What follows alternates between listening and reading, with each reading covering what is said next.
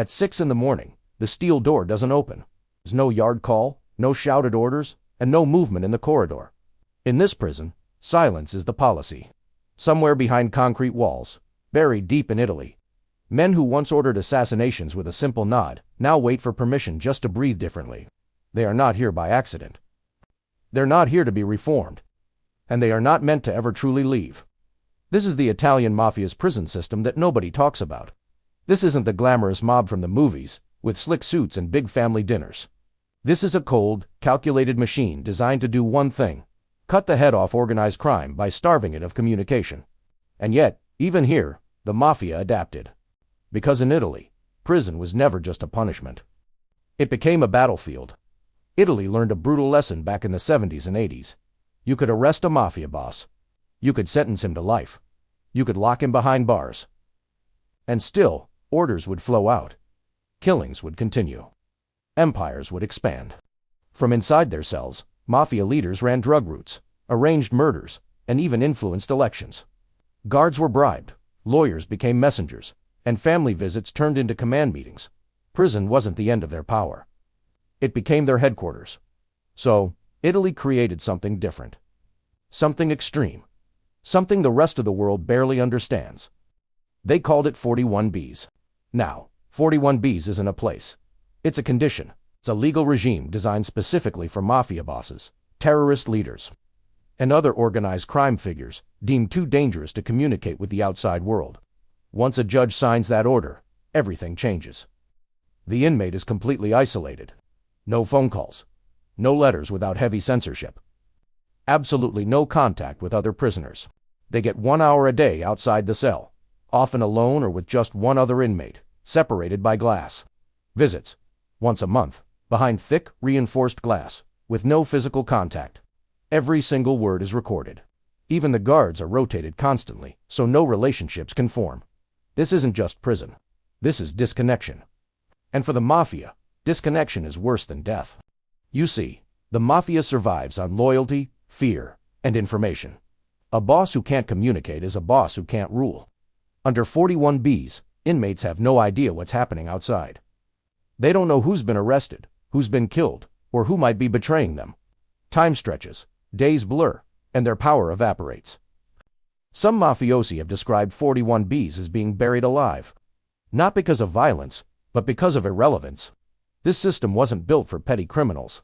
It was built for names that haunted Italy: Salvatore, Toto, Rina, Bernardo, Provenzano, Giuseppe, Graviano, men responsible for bombings, mass killings, and assassinating judges in broad daylight.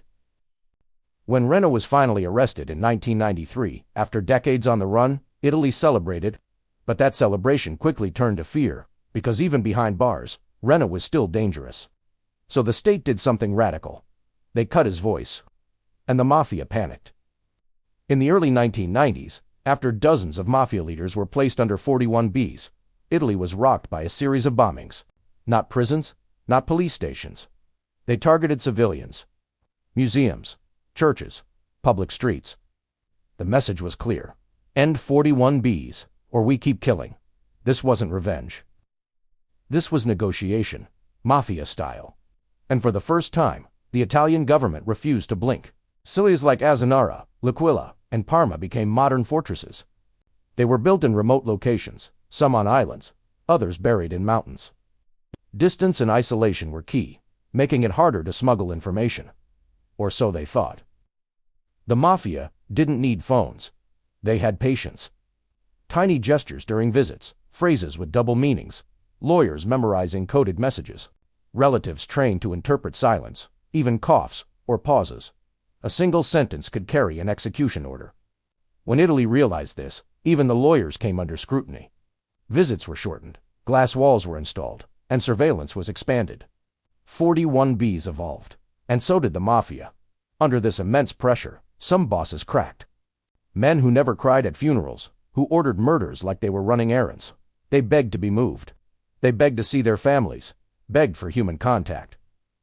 A few became informants, not out of guilt, but out of sheer exhaustion. Isolation did what decades of policing couldn't. It made the silence unbearable. But then there were the ones who endured. Year after year, sitting alone in cells designed to erase their identity, No mirrors, controlled lighting, meals passed through a slot. They became symbols. To the Mafia, they were martyrs. To the state, they were proof the system worked. So does 41Bs destroy organized crime, or does it just create legends? Because every Mafia story needs a villain, and every villain needs a prison. As long as these men exist, silent, isolated, unbroken, the Mafia has something powerful, a myth. And myths don't need communication. They survive on belief. The door still doesn't open. In the absence of words, stories grew. Inside Mafia families, names whispered from prison cells became larger than life. A boss who could survive years under Italy's harshest prison regime. The 41Bs wasn't just strong, he was chosen. Young recruits were told, if he can endure that silence, imagine what he can endure for us. The prison, designed to erase influence, sometimes amplified it. Because in organized crime, suffering is currency. It's a badge of honor. While the men were buried in concrete, their families lived in limbo. Wives aged without touch. Children grew up speaking to their fathers through thick glass. Grandsons learned their grandfathers' faces through reinforced windows. And yet, loyalty was non-negotiable. A Mafia family doesn't dissolve when the boss is locked away. It reorganizes. Money still flowed. Protection rackets continued. Drug routes adapted. The boss couldn't speak, but his shadow still commanded absolute respect. With the men isolated, something unexpected happened. Women stepped in. Not as figureheads, but as operators.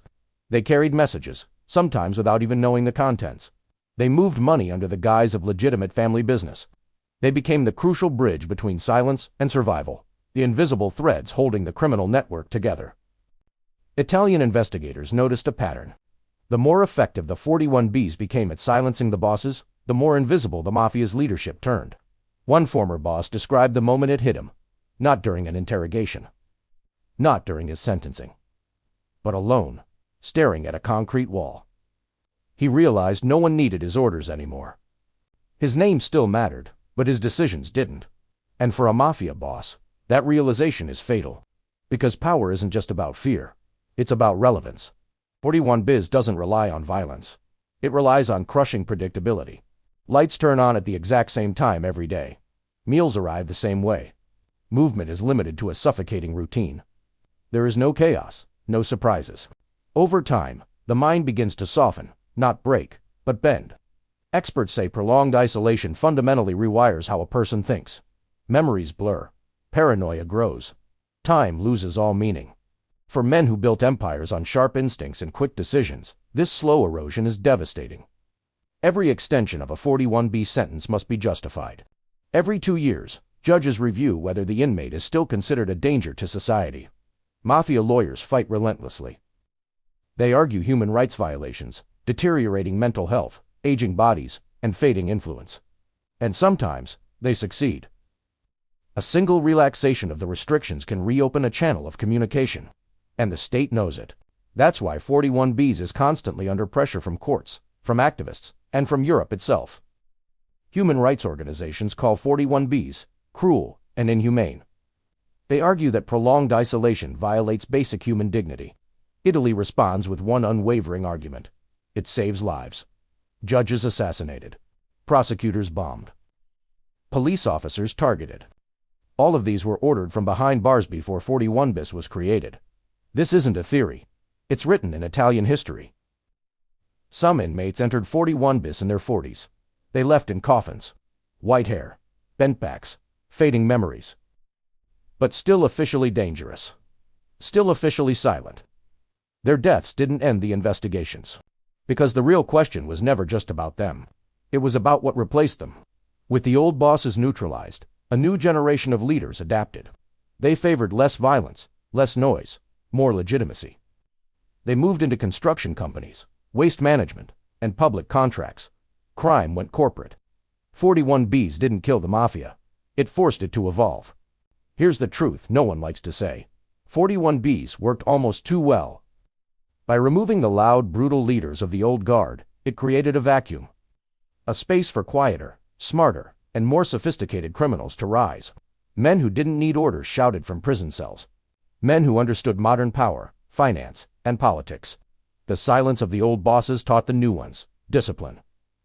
Even now, behind reinforced doors, A handful of inmates remain under 41 bis. They wake up. They wait. They remember a world that no longer exists outside their walls. And yet, every sentence extension is signed. Every restriction is maintained. Because the Italian state knows one thing for certain: the day communication returns. The past returns with it. Other countries have watched Italy's experiment closely. Some have borrowed elements of the system. Others rejected the idea entirely. But none have replicated it fully. Because 41 bis isn't just a law, it's a statement. It declares that there are crimes so dangerous that total silence becomes the only form of justice. So the question remains, is this a necessary weapon in the fight against organized crime, or is it a permanent scar on democracy? A system that stops killers but risks becoming a form of torture itself? The answer isn't found in courtrooms. It's in the silence of those cells where time stands still. The door still doesn't open. And somewhere, far beyond the walls, the Mafia waits. Some Mafia bosses believed 41 bis was just temporary. They thought governments change, judges retire, and public pressure eventually fades. So they waited. They treated isolation like a siege, convinced that if they endured long enough, the gates would open. But years passed. Extensions were renewed. And slowly, a terrifying realization began to sink in. The state wasn't negotiating. It was simply waiting them out. In a normal prison, time is a currency you can count. You know your sentence length, your parole dates, your chances for appeal. But in 41 bis, time is undefined. Every 2 years, there's a review, but it never brings certainty. Hope becomes a dangerous liability, because hope creates expectations, and unmet expectations are what break people. Some prisoners stopped marking the days entirely. There was no point. Rebellion inside 41 bis doesn't look like riots. It's quieter. It's refusal. Refusing food. Refusing to speak. Refusing medical treatment. Hunger strikes became the last, desperate form of control. A way to tell the state, I still own my own body. But the system anticipated this too. Doctors monitored them. Interventions were authorized, and life was preserved, whether the inmate wanted it or not. Even the act of self-destruction was regulated. The guards are designed to be invisible. Their names are never shared, rotations are constant, and conversations are kept to a bare minimum. Friendship is forbidden. Italy learned a brutal lesson from history. A single sympathetic guard could be the weak link that allows an empire to be resurrected. So, empathy became a liability, and professionalism became armor. Every detail of the cell is meticulously planned. The furniture is bolted to the floor. Books are limited and must be approved. Even the television channels are restricted. Nothing is left to chance. Nothing symbolic is allowed. The cell isn't designed to punish the body. It's designed to starve the identity. There are no reminders of status, no signs of hierarchy. There is only a person, and the consequences of their choices. Outside the prison walls, stories of survival were often exaggerated. He never spoke. He never begged. He never broke. But the reality was much quieter, much more human. Some cried at night. Some talked to the walls. Some rehearsed conversations they knew would never happen. Strength in isolation isn't heroic. It's incredibly expensive, and the cost is paid in pieces of yourself. There were moments when the system slipped. A visit approved too easily. A restriction relaxed too soon. Each time, investigators noticed the same pattern. Money would move, violence would follow, and power would reassert itself. Every mistake reinforced the same hard lesson. There are no harmless compromises when dealing with organized crime. Some children of 41 bis inmates chose a different life, having seen the true cost of that power. Others didn't. To them, the prison became proof of sacrifice. Their fathers weren't just criminals. They were soldiers in a war, and their silence became a form of inheritance. Italy's greatest fear wasn't a prison escape. It was normalization. The fear that one day, 41 bis would feel ordinary. And that these exceptional measures would stop being questioned. Because once a society accepts permanent silence for some, it has to constantly justify why it won't use it on others. For the rare few who are eventually released from 41 bis, freedom feels artificial. The noise of the world is overwhelming. Simple choices are confusing. Human contact feels dangerous. The prison has followed them out into the world. Isolation has rewritten their most basic instincts. By trying to sever the lines of communication that crime depends on, the state uncovered something profound. Power doesn't just disappear, it mutates. The Mafia learned to lead without voices, without orders, without bosses. Rigid structure replaced charisma, and silence itself became a strategy. Other nations have studied 41Bs, but most have backed away. The system requires something incredibly rare: political courage that can survive tragedy. Italy paid for this law in blood, and it refuses to forget why it exists. It's on where tonight, a light in a cell turns on at the same time it always does. A meal slides through a slot in the door. A man sits alone, older now than the legend built around him. He listens, not for voices, but for any sign that he still matters. This prison system doesn't seek redemption. It seeks containment. Because for crimes built on connection, silence is the only language that truly works. The door still doesn't open. Even in total isolation, legends thrive. Whispers from Italy's 41BS prison reach the outside world, carried through concrete and steel. The boss never sleeps. He only speaks through lawyers. He's untouchable. To the Mafia, these men become immortal. And immortality is dangerous. It inspires imitation, loyalty, and fear, all without them ever lifting a finger. Despite every barrier, the Mafia adapted. Messages no longer moved openly. They moved in silence. A raised eyebrow, a subtle pause, a coded letter written in what seems like legal nonsense. Even the harshest isolation couldn't completely sever their influence. In some cases, these prisons became universities of patience, training the next generation to survive and adapt in ways the outside world could never teach. Inside 41BS, men fight battles nobody sees. Not with guns or knives, but with their minds. Paranoia festers, memory is tested, and trust is stripped to nothing. Inmates fight each other through silence, through subtle psychological games. Through alliances formed and broken when guards aren't watching. Every day is a war without witnesses. The public rarely hears about 41Bs. Arrests and trials make headlines, but the prison itself remains invisible. For Italy, this secrecy is a form of protection. But for the Mafia, invisibility is an opportunity. The world forgets, but the cell never does. Each day is identical, yet each day is a test. Wake, exercise, eat, isolate, sleep. This repetition becomes an obsession. The smallest variation in extra guard, a late meal can, trigger hope or fear. Time is measured in rituals, not ours. Though they're cut off, the world still intrudes. A newspaper, a TV broadcast, a whispered message from a relative. Each piece of information becomes currency. A hint of a rival's arrest, a shift in the family hierarchy. Every detail matters, and the prisoner learns to interpret silence as loudly as words. 41Bs teaches fear.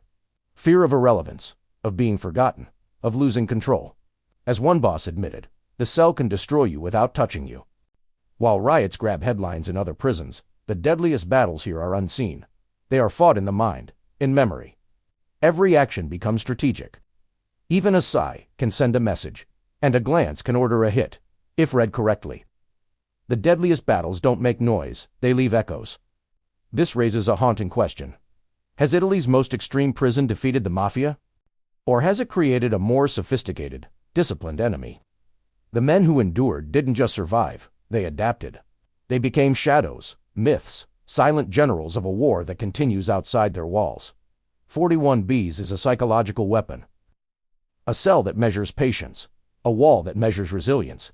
For the Mafia, silence is terrifying. For Italy, silence is justice. And so, the door remains shut. The lights click on and off. The world outside spins on, oblivious. And inside, a man waits. For nothing, and for everything. While somewhere, far beyond those reinforced walls, the Mafia waits too. Imagine a prison so secure, it's designed to make a person disappear. No contact with the outside world, no connection to their old life. This is Italy's 41Bs prison regime, the toughest isolation system in Europe. It was built to break the Mafia by cutting off its leaders. But what if it did the opposite? What if it turned them into ghosts who could still pull the strings? Take Giuseppe Graviano, a boss behind some of the most brutal Mafia attacks of the 90s. Once inside 41Bis, he vanished. To the world, he was a memory. But inside, he became a legend. Guards remember his unnerving silence. Lawyers recall his piercing glances. He didn't need to shout to be heard. Every nod, every pause, was an order. Even in total isolation, his empire thrived because his presence was felt without ever being heard. The prison wasn't just a cage, it was a classroom. Inside these walls, the Mafia rewrote its own rules. Lawyers became unknowing couriers. Family members carried messages in code. Even a newspaper folded a certain way could signal a new drug route. It was a university where the professors were shadows, teaching younger inmates the art of patience, calculation, and how to read the world in complete silence. Sometimes, the most dangerous messages weren't written down. A slight cough during a visitor's meeting. A hand gesture, a hesitation before answering a question. These were signals, invisible to the guards but crystal clear to the initiated. They carried orders, which rival to avoid, which shipment to intercept, which ally to betray. The prison system thought it was isolating bodies, but it was really waging a war on the mind. The state fought back with constant psychological pressure. Inmates were moved without warning. Guards were rotated to prevent any relationships from forming. No pattern was safe. No trust could last. In this mental battlefield, the bosses became both generals and prisoners, fighting a war only they could feel. But the Mafia never stopped. Orders still traveled like echoes. A lawyer briefs a family member, who then moves money through a network of legitimate businesses. Rival territories are negotiated with subtle intimidation. As one prosecutor put it, you could shut down every street, every phone, and they would still find a way. They became invisible, but their power remained. Perhaps no one mastered this invisible power better than Bernardo Provenzano, known as the Tractor. From his cell, he ran the entire Cosa Nostra, using tiny, tightly folded notes, called pizzine. These scraps of paper, no bigger than a postage stamp, were smuggled out by lawyers or family. They contained instructions for murders, extortion, and shifting alliances. Every word was carefully chosen. On these tiny notes, a single sentence could be a death sentence. And the man who wrote them never left his concrete cage. This system of isolation didn't just fail to stop the Mafia. It refined it. The next generation of operatives learned a new kind of power, the power of subtlety. They studied the movements of lawyers, the glances of family members. They learned to lead without being seen, to command without speaking a word. The cell became a classroom, and silence became the teacher. The lesson was always survival. Think about the visits. They happened behind thick glass. No touching. Every word recorded. And yet, this is where the magic happens.